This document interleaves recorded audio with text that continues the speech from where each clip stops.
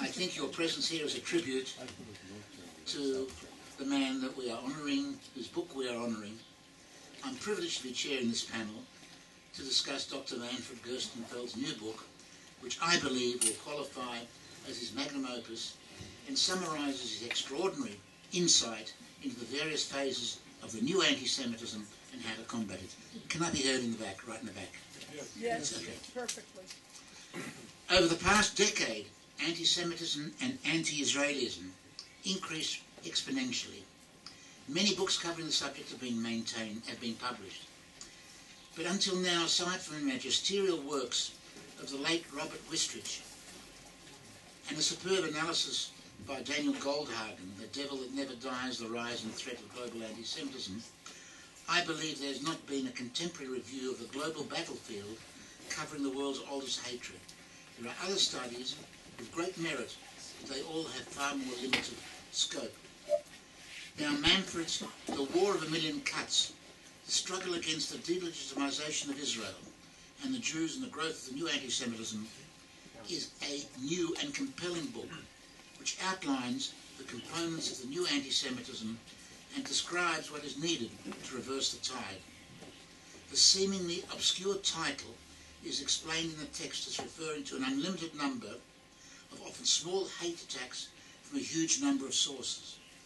This differs from the traditional anti-Semitism when there were concentrated attacks of major players, such as initially the Catholic Church and much later Nazism and its allies. Dr. Gerstenfeld, and I'm going to say it because it's a long time since we've had a meeting with him, served for 12 years as the chairman of our centre, the Jerusalem Centre for Public Affairs.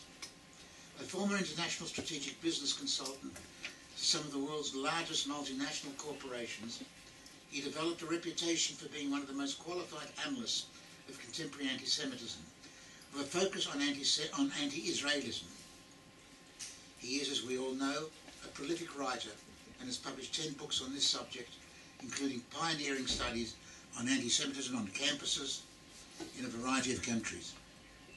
The anti-Israelism behind the pseudo-humanitarian mask of the hypocritical Northern European societies, the attitude towards Jews as an indicator of the moral decay of the Netherlands, and the increasingly important role that Holocaust inversion and other distortions have assumed in the efforts to demonize the Jewish state. His new book, I believe, is a tour de force. It is a readable 500-page tome which provides encyclopedic coverage of the subject, and is probably the first book written reviewing the Israeli delegitimization as an entity, identifying the motives employed, the categories of perpetrators, how the hate themes enter society, describing the extent of damage incurred already by Israel and Jews, and a program for systematic and rational strategy for combating this. The central theme of the book illustrates, citing a large number of examples from many countries, the fact that our current struggle is immensely more complex than classical anti-Semitism, in which hatred focused on single messages such as the killing of Jesus or genetic inferiority of Jews. Today, the onslaught comes from many diverse sources, applies many different motives, and uses a great variety of methods and transmission channels. The opening chapter is a lucid analysis of how anti-Semites have adopted and integrated anti-Israelism as a new mutation of traditional Jew hatred. The successive chapters discuss how ancient hate motives have been espoused and upgraded by the current enemies of the Jewish people. Manfred demonstrates how Muslim anti-Semitism today has effectively taken over the role of Nazi anti-Semitism and is at the forefront of the hatred and violence against Jews, which not only emanates from Muslim countries, but from wherever Muslim migrants have settled. He skillfully illustrates the interface and interaction between Muslims in Western countries, politicians, media, NGOs, church leaders, academics, social media activists, trade union leaders, right-wing extremists, social democrats, and above all, those on the extreme left, now bolstered by Jewish self-haters to complete the witch's brew from which the current tsunami of anti-Semitism has emerged. Manfred demonstrates that anti-Semitism and anti-Israelism use the same core motives. He notes that a variety of studies indicate that well over 150 million European Union citizens embrace a satanic view of the Jewish state, which they believe behaves like Nazis, or alternatively, is seeking to exterminate the Palestinians. He systematically exposes the shameless, naked anti-Semitism of the majority of UN representatives, including the Europeans, who are increasingly inclined to either abstain or even vote in favour of outrageous resolutions, often initiated by rogue states which apply double standards and single out Israel for censure. He also analyses the impact of the ongoing campaigns of delegitimization on Israel and the ramifications for diaspora Jews, especially in Europe, who find themselves increasingly discriminated. Gerstenfeld's chapter outlined his plan on how to organise a fight on behalf of the embattled Israel and the Jewish people. He is strongly convinced that the Israeli government has for decades failed to deal with this problem by mistakenly considering it a minor irritant instead of appreciating the immense consequences of losing a war in the battle for the world's public opinion. I myself have participated with Manfred in meetings at government level and witnessed his frustration as he sought unsuccessfully to persuade relevant parties of the need to set up an advanced anti-propaganda agency which will globally refute the loathsome lies and defamation and humiliate and shame those who are responsible. And he will, I'm sure, elaborate on this. To discuss the book, we have with us Steve Linde, the Jerusalem Post editor-in-chief, and Amnon Lord, the former editor-in-chief of Makor Rishon, a notable conservative intellectual, and they will both give presentations.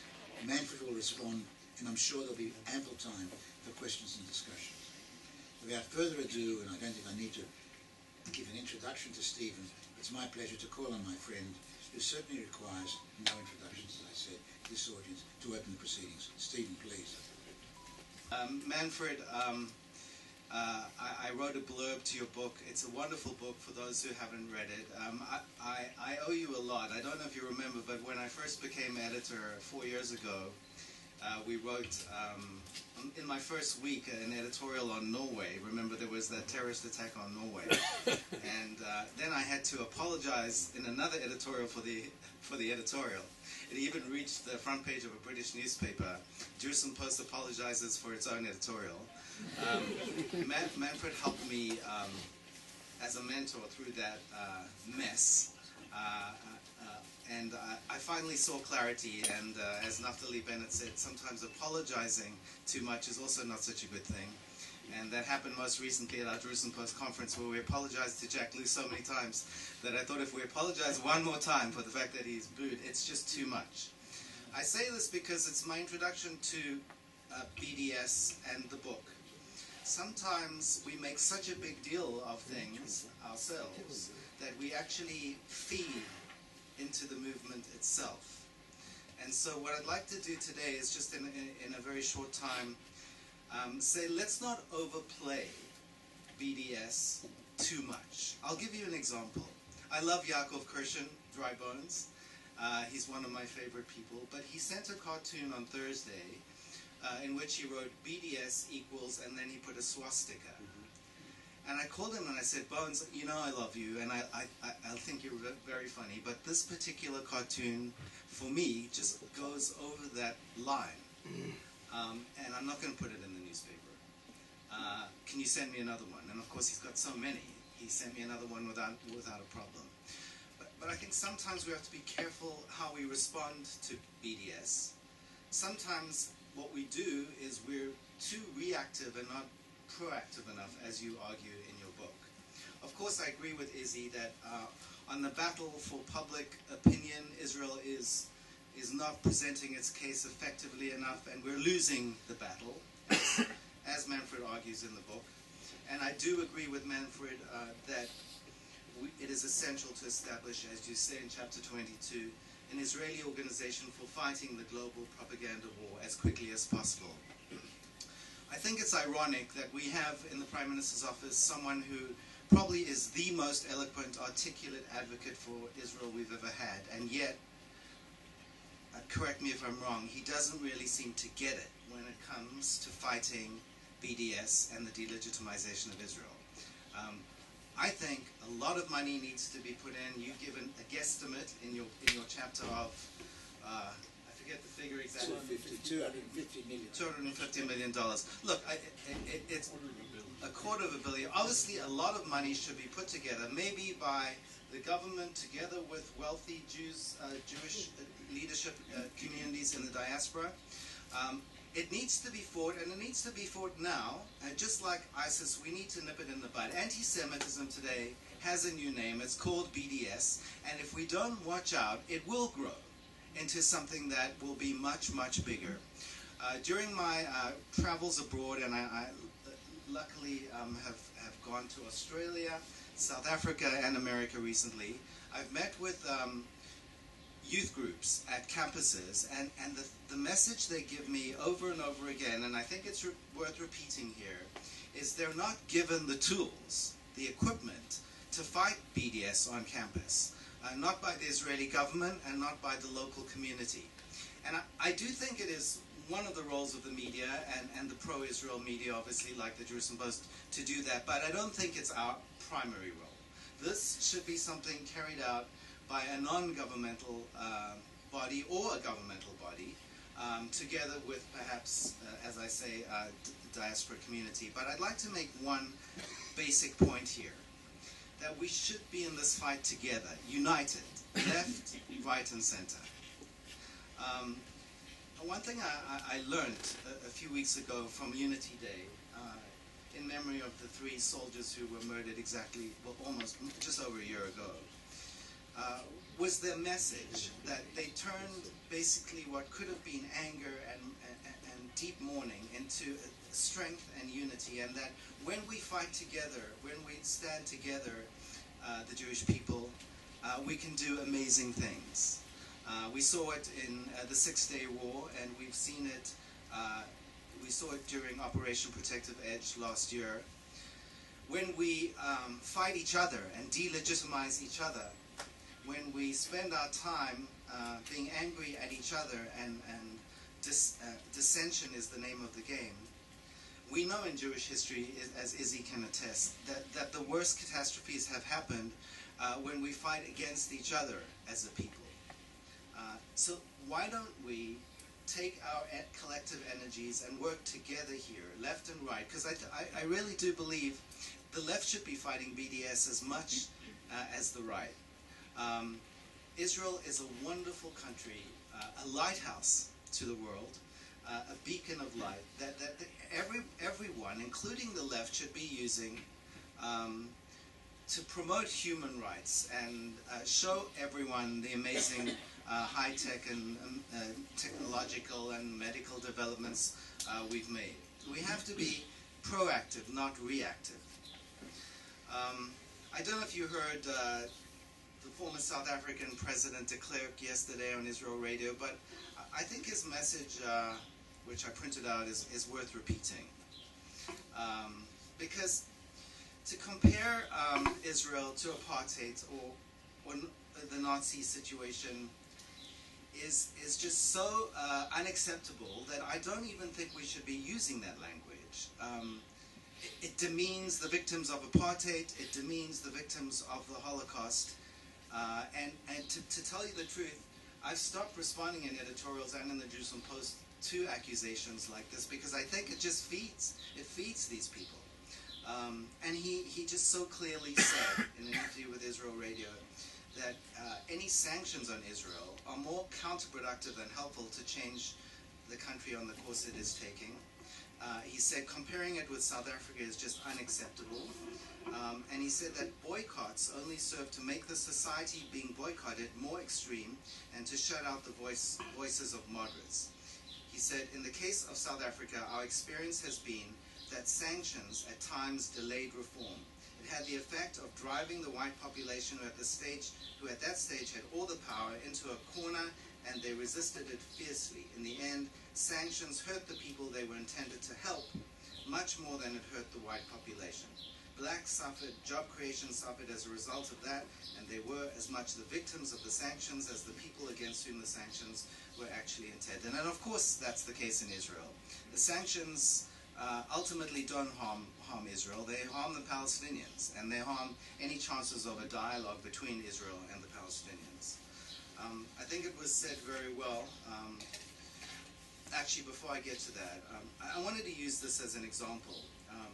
A recent op-ed by the ZOA, Mort Klein and others, just really attacks strongly Abe Foxman and the ADL. I don't know if you read it, but it basically says that shamefully the ADL has been attacking needed anti-BDS legislative efforts. In a recent op-ed, Abe Foxman wrongly declared that anti-BDS laws strike at the heart of First Amendment protected free speech. The ADL also opposed state anti-BDS bills in New York and Maryland, declined to support the groundbreaking recently passed Illinois anti-BDS law, etc., etc. Look, they're right. They're right. I mean, the ADL should not be, the job of the ADL is not to oppose anti-BDS legislation, but we shouldn't be attacking each other here. We Jewish groups in the diaspora should be standing together on this, and certainly not writing op-eds against one another. I think it's divisive. I think it's counterproductive, and I think the effect will be a boomerang effect. Let me just try and find you this quote because I think it's a great quote. If I don't find it, I'm just going to. Look, as you know, that recently there have been all kinds of movements, including, you know, the Orange attempt to cut ties with Israel, and the British National Union of Students motion to boycott Israel, and the various motions in the United States. I'm not sure that the solution is to summon the Orange CEO to Israel and say no, and make him sit down like a Turkish ambassador on a low chair and then talk to the media and say we made a mistake. I seriously think that could be counterproductive because in the future the guy's going to think to himself, you know, this is the way they bully me, the Jewish people, Israel. It's much better to have a quieter dialogue. And to try and talk sense to these people. I agree we should name and shame people, and probably the Jerusalem Post should put a list of all the organizations involved in BDS. Maybe that's true. I just think that the way we respond to BDS can often be counterproductive, and we should be careful about how we do things. And it was just said very well by, I believe, the head of the. Find this. Here it is. The recent winner of the Israel Prize for Literature, Erez Biton. He said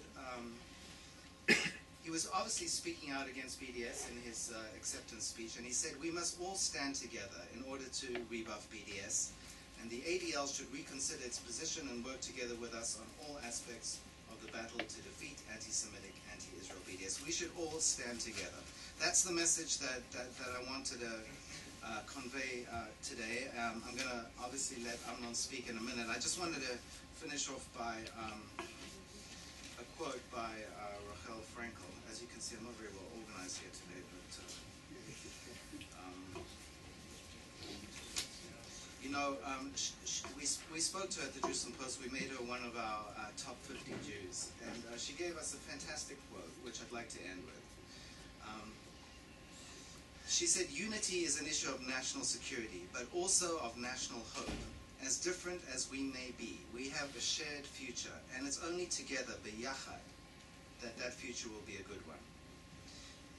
As the former Spanish Prime Minister said yesterday, BDS is an unfair, discriminatory movement based on a moral double standard that is, in the final analysis, anti-Semitism.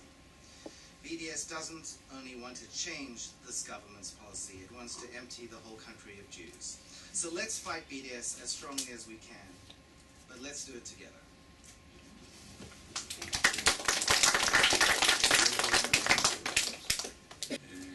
First of all, it's a pleasure for me to stand here and to Into the mic, please. And to honor Manfred, because I don't remember exactly when I first invited Manfred to write some articles in Makor Rishon about subjects which were completely remote from the Israeli reader's mind. And I think it probably was around 2005 or something that Manfred started to write in Makor Rishon about the new anti-Semitism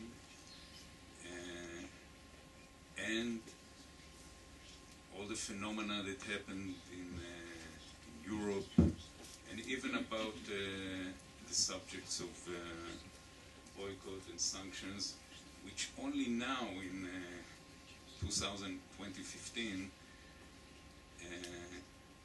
have gotten to the headlines of the mainstream papers. Only, I think, 2 weeks ago, it was the first time that there was a headline in Yediot Achronot about BDS, the Cherem movement, and you ask yourself, what is this phenomenon? I wrote here something about maybe some history of the whole thing, but my thoughts are now a little different, because the main thing that I see is a kind of lack of sensitivity in the Israeli public and the Israeli elites for this problem that we're now facing, the tsunami of hatred in the world, of the BDS movement. And I remember, I interviewed Professor Westrich about the late Professor Westrich, and he has to be mentioned here, 5 years ago, and he, when his great book, Little Obsession, came out, and he explained why is it so important to analyze and to research the phenomena of the new anti-Semitism, because if you don't learn it, if you are not ready for it, when it hits you, you don't know even what happened to you. And I think this is the main thing that the Israeli public is experiencing now. And perhaps, I don't know, maybe I'm the only one here in this room who is Tzaba, who were raised in Israel. There's a few more. I know that for me, the entire concept of anti-Semitism, and I'm not young anymore, but I'm not that old. The entire thought of anti-Semitism, the concept, was for us who grew in kibbutz or in other places, was completely foreign, something that is taken from historical era, something that's from the past. It's irrelevant for our lives here. We hardly knew that we are Jews, and the only threat that the Israelis experienced for many years was just the physical security. There are attacks. We have to defend. We have to think about tactics and strategies for defeating enemies who hold weapons.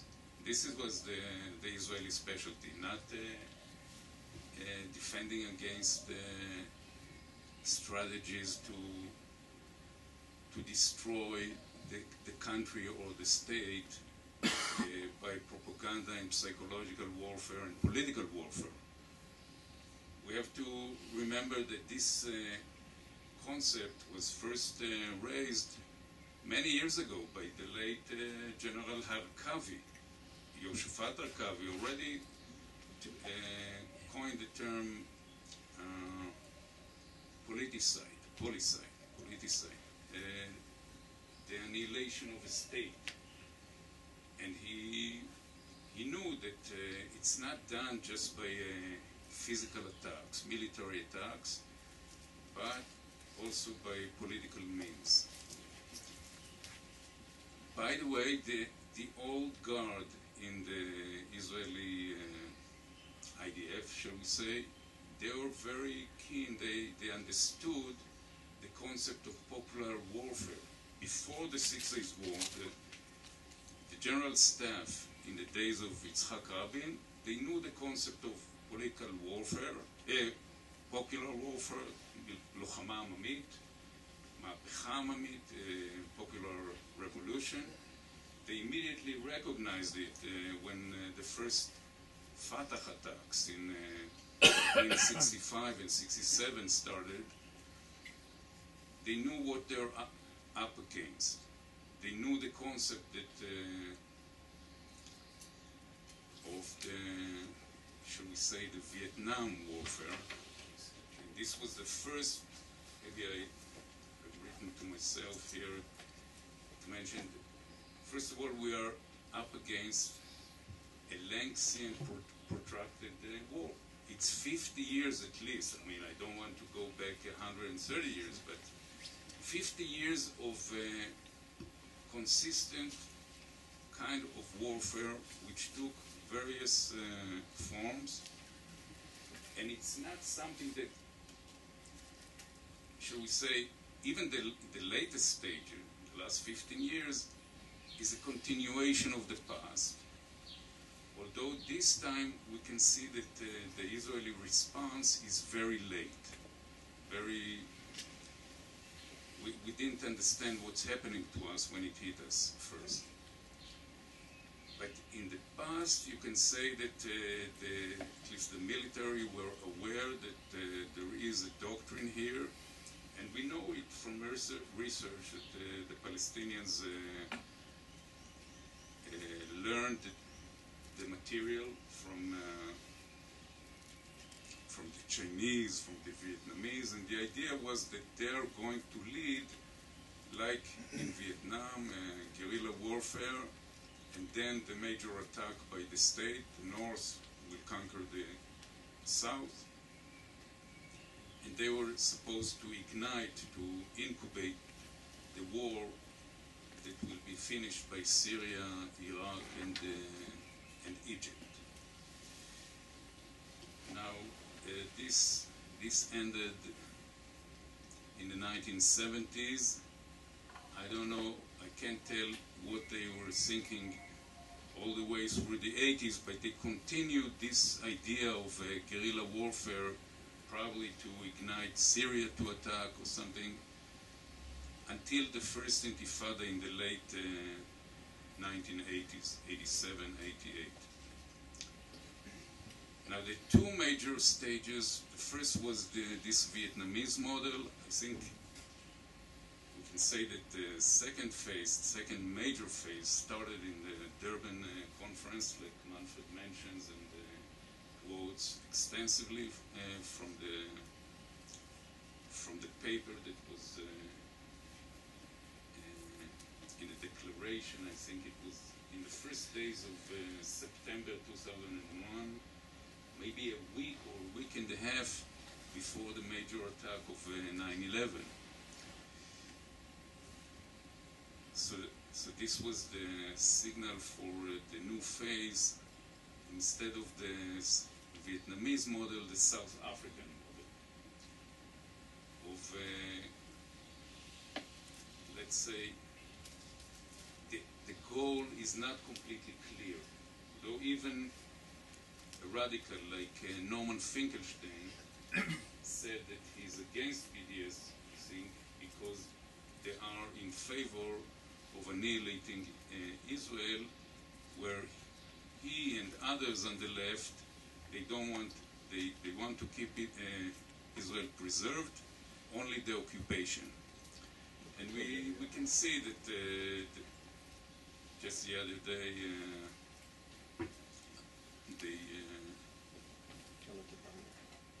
on the Israeli radio, you could hear recordings of Omar Barghouti, the head of the movement. All his goals are the sum of them, sum of all the steps that he conducts lead to the annihilation of Israel. You don't know what does it mean exactly to eradicate Israel. Does it mean physical annihilation? Well, let's not get into it. The only thing we can say that at the beginning, the concept, the first time I heard the concept of the multiple cuts was the War of 1,000 Cuts. You called the book, Manfred, the War of 1,000,000 Cuts. Perhaps with the tsunami, the 1,000 became million. And it's true, every day we hear of something that happens that sort of give more momentum to the snowball. Although, like what Steve said, I wouldn't get too panicked. I mean, the concept needs always, the concept of the BDS, the boycott, needs always some sort of strategic political backwind from a major force. For instance, in the past, the Palestinian warfare had the Soviet Union behind it. I mean, without the Soviet Union, the war of the PLO in the 1960s and 70s wouldn't have any major effect. And I think they were a great part of the Soviet strategy, not just against Israel, but against Western Europe, against the West. I mean, if you look at the Munich massacre, today, it was at least as major act of war as 9/11, perhaps with stronger effects than 9/11, because this was really a war of a couple of days, waged by a few terrorists at the heart of Western Europe, of Germany, and it got huge effects. And it wasn't just against Israel or the Jews. They picked the target very well. And of course, it served the Soviet Union more than it served the Palestinians. Now, we should ask ourselves, what is the backwind of today's warfare? Manfred mentions the Muslim countries, of course, Iran. I think the major forces, but unfortunately, I believe that the momentum that the BDS got in the last few years is because of the stance, the new stance of the American administration. And I think, Manfred, you mentioned quotes from the Prime Minister, Netanyahu, that didn't get follow about all the declarations every day, every week, of the State Department, of the White House, about this porch that was built somewhere, or this building that was... When the readers in the world hear every other day that the President of the United States has a fit of rage about building, about Israeli settlements, more than what Daesh is doing, they get the feeling that something terrible is done by this criminal state. And of course, not just the American administration, the European Union gets their money worth by financing various organizations within Israel. We don't have time to get too much into it, but I think this is one thing that you didn't touch too much in your book, about the network of organizations which are dedicated to political warfare against Israel, like Shuvrim Shtika, like B'Tselem, Shalom Achshav, Mahsom Watch, a huge number. I don't know, somebody once counted nearly 100 organizations. The whole shtick is done by maybe 500 people. And it's a strategic tool with incredible strengths. So, in order to wrap the whole thing, I'll get back to the beginning. I think this is the kind of warfare that the Israeli public was not ready for, because most of the people like me, we didn't have the sensors to realize what we're up against. We didn't know anti-Semitism. We didn't realize that this would be again relevant in our lifetime. So we have to learn again what our elders, our fathers have already forgotten. Thank you, Manfred, for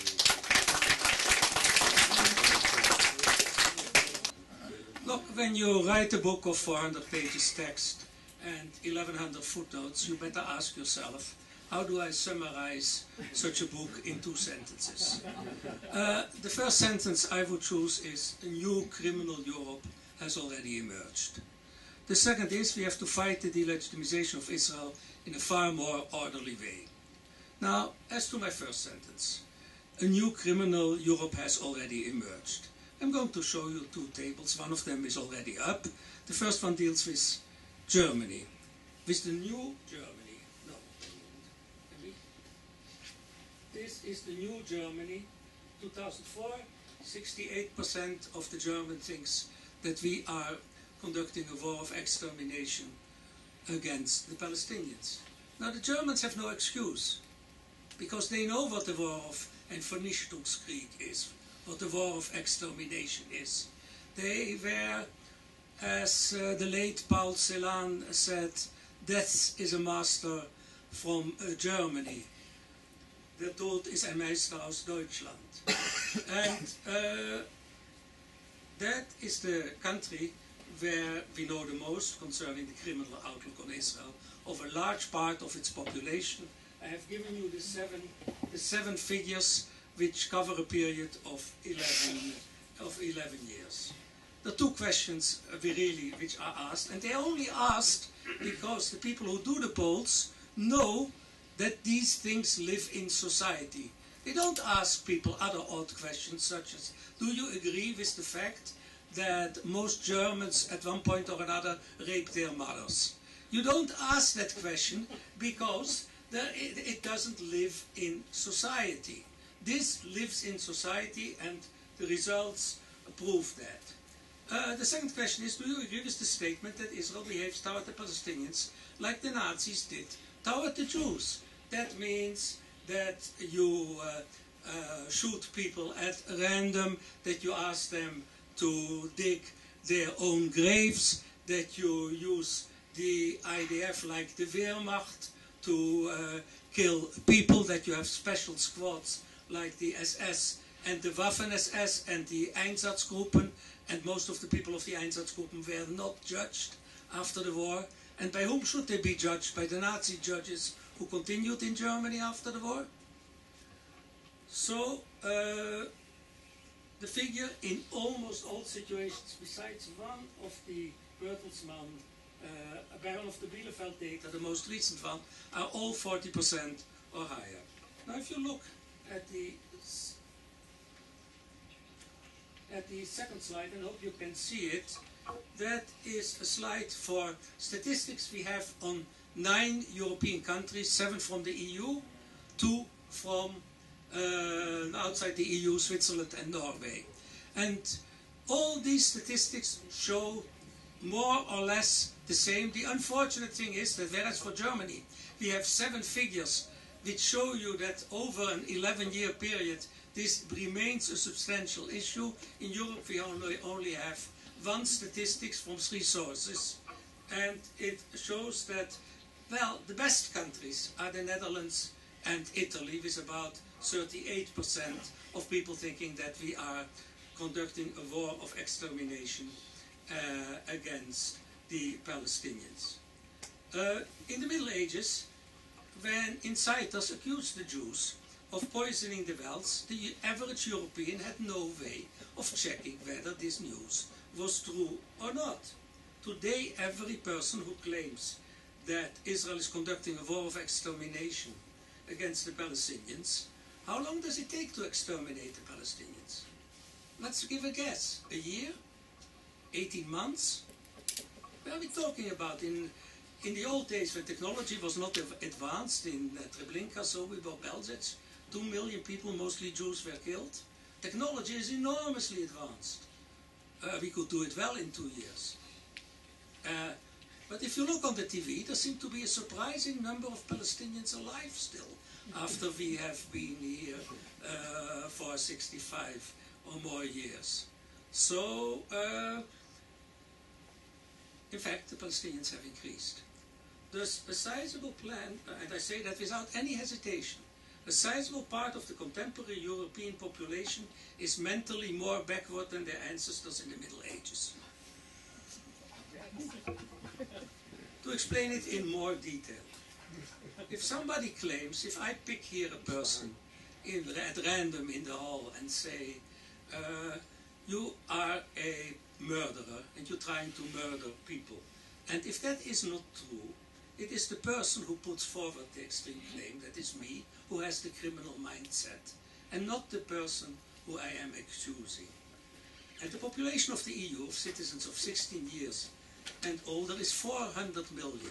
These statistics show that at least 150 million Europeans do have a criminal mindset. I have called this phenomenon of considering Israel a Nazi state in an earlier book, Holocaust Inversion. Now, I published a book, I think it's now a year ago, which was called Demonizing Israel and the Jews, for mainly interviews with a short introduction. In the introduction, I gave the statistics which were available at that time, because the latest Bielefeld study and the Bertelsmann study, the latest Bertelsmann study, were not there at that time. And it drew the attention of a number of European journalists.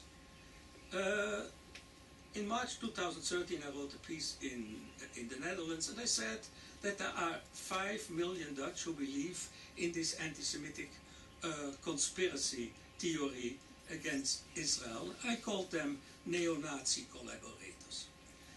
But I got immediately a call from the Dutch RTL television, the Israeli office, and he wanted to see me and interview me as soon as possible. He made an appointment for the next day, and he arrives there together with his cameraman, and when I explained the unpleasant findings about his country, he became immediately emotional. He sent the cameraman away, and I had to talk to him for an hour to calm him down. I gave him a copy of the book and have never heard from him again. The next journalist who came to interview me about the book had no difficulties with me about the statement. He was a German Jewish journalist. He totally agreed with what I was saying. He presented one of the largest pro-Israeli German papers. He interviewed me for 2 hours. We had lunch afterwards for 2 hours. His editors never published any article. Later, a few months later, I spoke to one of his colleagues, a lady, and she said to me, well, our editor has said he cannot insult our readers. Thereafter, I was interviewed by a Dutch journalist whom I had known for several years, and for a major paper, who had also on my previous Dutch book given me enormous attention. And basically in favor of what I write. He worked just for this major Dutch daily, and in order to be sure that he doesn't write mistakes, he sends me the draft of the article he was going to submit.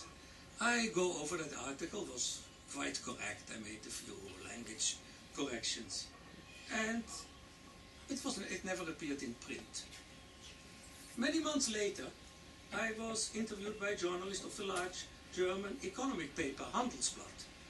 He inquired about several things, and including my findings in demonizing Israel and the Jews. As promised, he sent me his draft interview, quite correct, somebody interviews you, there are always a few stylistic, minor things if he's a good journalist to change. So I changed them. Afterwards, I don't hear anything from him anymore. So I tried to reach him a number of times by telephone, totally unsuccessfully, and the interview was never published. Conclusion, major European media don't want to know the truth. Now, the next of my subject are the Israeli authorities. Because when I mention these statistics in private meetings, you get these great questions. Have you ever spoken with Israeli officials? Well, Isi in his introduction, because we went together on some occasions, already mentioned it. I have had at least 7 meetings with officials high up in 3 ministries, Israeli ministries, over the last 2 years or so. Somewhat longer ago, 3 anti-Semitism experts were invited by the Director Generals of 2 of these ministries. I was one of these experts. The Director General of the Ministry of Foreign Affairs, the then Director General, said they could not agree in his opening statement in the ministry whether anti-Israelism was a new form of anti-Semitism. It was a shocking opening sign of ignorance. Now back to these 7 meetings where I've shown these statistics over the last 2 years. One was with a deputy minister. 2 were with director generals of ministries. Another 2 were with deputy directors of ministries. I showed the figures. They led to no action whatsoever. None of them had ever seen these figures. The worst one was with one of the director generals who said, I don't believe these figures. Lama kacha. Most others, finally, part of them are diplomats. So they said something like, we will invite you to a meeting with some of our colleagues. In simple English, this translates into, don't call us, we will call you. The calls never came. The oldest data on this problem, as you may have seen here, date from more than 10 years ago. As you have seen in 2004, 51% of the Germans say that the Israelis behaved toward the Palestinians like the Nazis behaved toward the Jews. 68% agreed with the statement that Israel was exterminating the Palestinians. 10 years later, Israel's top officials still do not know these basic facts about Europe. And if you don't know, you cannot fight what you don't know. It is thus evident that Israel is totally incapable to fight against Holocaust inversion. Now, at the beginning of my book already I say, if the Israeli government had functioned properly, there would be no need for me to write this book. They would have done all this, they would have known all the things I write there, and they would have followed it. So who am I to write a qualitative book about something which they have dealt with quantitatively for a number of years? Israel and the Jews are under major attack in many areas. So let's analyze these areas. The first area of attack is physical warfare, military. Thus, the Israeli government has developed a quite good tool for fighting back. One of the best in the world, the Tzahal, the IDF. The second area is intelligence. And our intelligence is considered quite good. 3 intelligence tools, Shabak, Aman, the Mossad. The third field is cyber attacks. And Israel is investing heavily to become a world leader in cyber defense. The fourth field is propaganda war, a huge propaganda war. Where is the tool? There is no tool. Israeli governments have never developed an anti-propaganda agency. There is nobody in Israel who can even by approximation oversee the entire battlefield of the propaganda war against Israel. Yet the reality is very simple. There are 70 times more anti-Semites in the world than there are Israelis and Jews. And the Israelis and Jews include babies, demented people, and traitors. Traitors. If you want to survive in such a situation, you have to be smarter than your enemies, I think. If you have no anti-propaganda structure, you cannot learn anything from the flow of anti-Israel events. We have no data bank of our enemies. When a person attacks Israel, there is no place to see what has he done in the past against Israel. And there is also no place to see what are his vulnerabilities. Where is he himself vulnerable? Thus, you cannot counterattack him efficiently. There is no proper research in Israel on anti-Israelism. Secondly, there is no systematic monitoring of events. If we had an anti-propaganda agency in place, each new hate incident would be analyzed. Conclusions would be drawn about how to fight it. That is particularly important because with the internet, social media, new hate ideas spread very rapidly or even virally. Thirdly and finally, we would have had an activities program. Today, all kinds of organizations which defend Israel nibble at the corner of the huge hate complex. They specifically deal with NGOs, media in one or more countries, academic anti-Israelism, and so on. An anti-propaganda agency would have an integrated activities program. An anti-propaganda agency would have researched, monitored, and fought systematically into 3 areas. The first would be by type of activity: violence, Holocaust inversion, classic anti-Semitism, BDS, and so on. The second one would have looked into the types of typical hate perpetrators: Muslims, liberal Christians, extreme left and right-wing groups, NGO, social democrats and labor parties, churches, etc. And the third monitoring unit would have focused on individual countries. Now, a few words about BDS. BDS is discussed as if it had a major propaganda danger to Israel. It's a danger, but far from the major one. The real danger is the delegitimization of Israel. You have people who say delegitimization is not a risk to Israel. They say we are strong and legitimate. My claim is that as they cannot oversee the battlefield, these people do not know what they are talking about. They think in terms of the previous wars. To evaluate the dangers of delegitimization, you have to think in terms of the future wars. BDS is not Israel's greatest propaganda problem. The US millionaires and billionaires who met in Las Vegas and intend to raise $50 million to fight BDS on American campuses are focusing their efforts on a secondary problem. I'm convinced that with $5 million at most, you can eliminate most of the BDS problem on American campuses. Holocaust inversion is a far bigger problem, and the European hate Israel infrastructure will cause us increasing problems in the future. Next question. What price are we already paying for the Israeli government's failure for not having a central anti-propaganda agency? The first cost to us is that many of our attackers have a free anti-Semitic lunch. In economics, where I come from, there is no such thing as a free lunch. In hate propaganda against Israel, there is. That's obviously part of the fault is with the Israeli government, and the other incompetent but less important groups are at the Israeli universities. Let us take the BS campaign against Israel in the academic world, because that is now the hot item.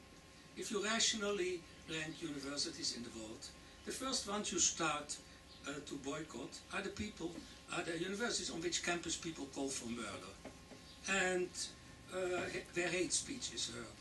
So the Palestinian universities are the first universities, to the extent they are universities, which you should boycott if you are a rational person. The professors who promote the boycotting of Israel are not afraid of having to pay a price, because that they will enjoy that free anti-Semitic lunch.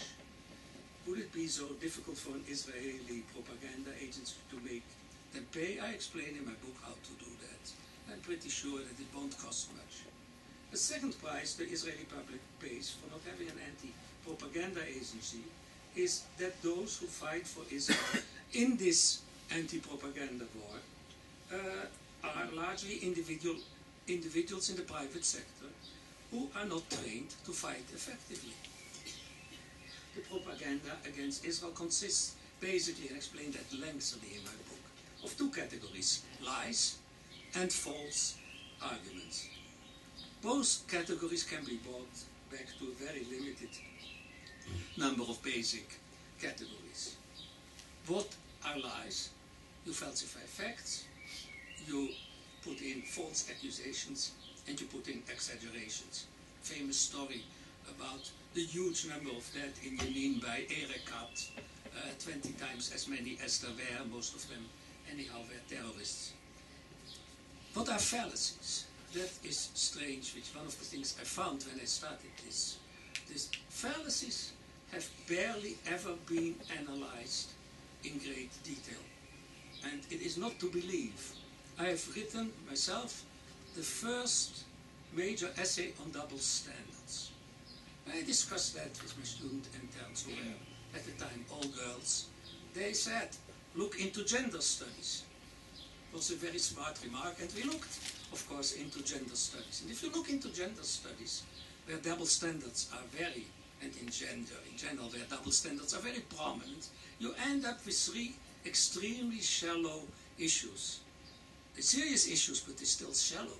The first one is that if you have two candidates for a position who are equally qualified, the man will get the job. The second one is that women are paid less than men, and the third one is the glass ceiling. Now, you would expect that with such a widely discussed phenomenon, there would be major studies in double standards. Well, if you want a major study on double standards, the only place you can go is into the Journal of the Study of Anti-Semitism, where there is an essay by me. Then, false moral equivalence. Making false comparisons is one of the most structural elements in fallacies. Ashton was a great master in that, comparing, I think, Israeli victims to the Boston murderers or something like that. The third one is scapegoating, which, of course, we live for a long time, and there are a few other methods. Now, if you had an anti-propaganda agency, it would have been able to train tens of thousands of defenders systematically how to discern in an article the use of these techniques and how to fight them. That would have created enormous force in the anti-propaganda world. And if he had such a trained force, Jeffrey Goldenberg wouldn't have gotten away unscathed for his extremely biased interview with President Obama in the Atlantic Monthly last month.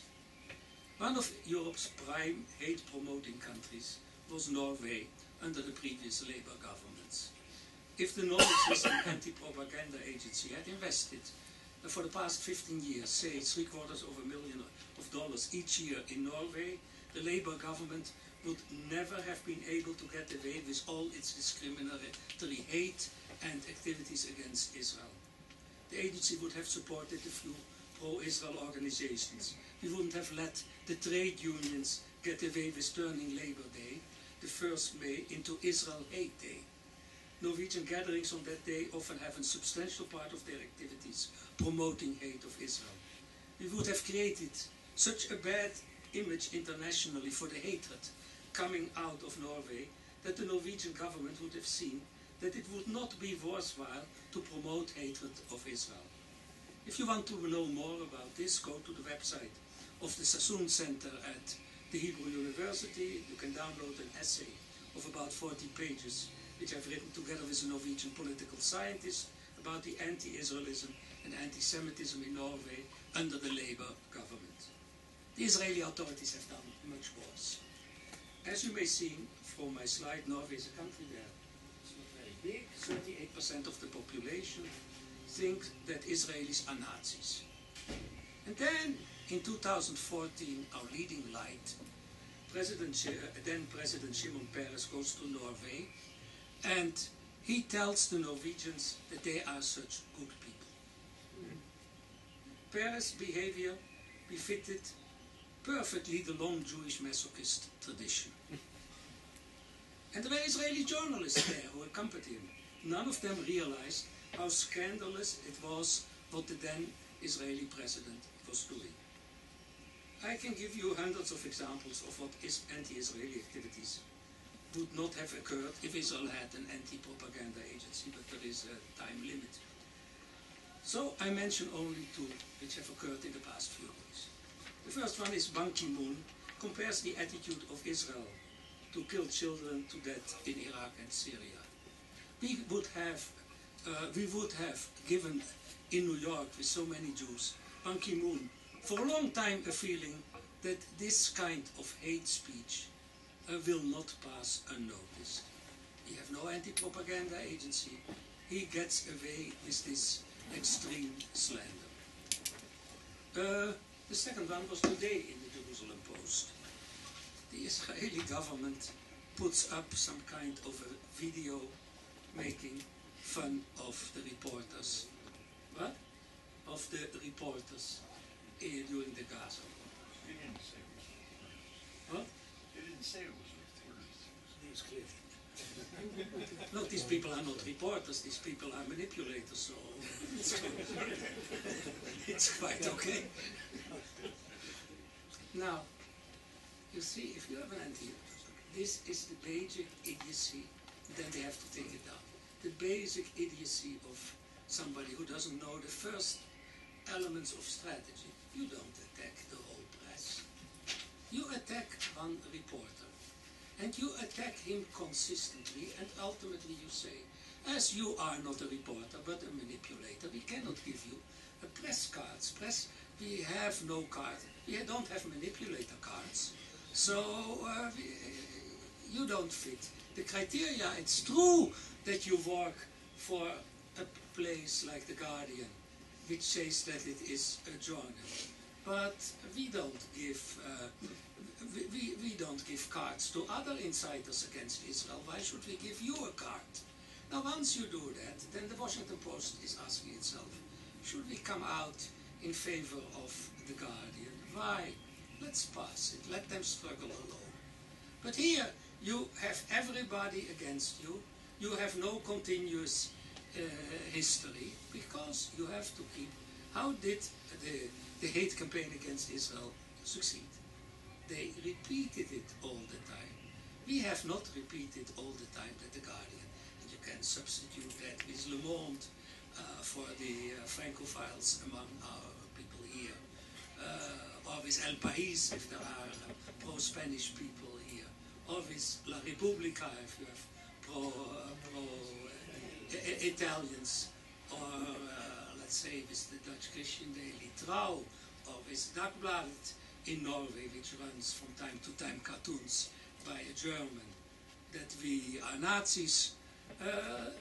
You have to pick one. Of course, an English one is always a better target, because nobody is interested in any other language. I'm not speaking about Haaretz, which is not a problem.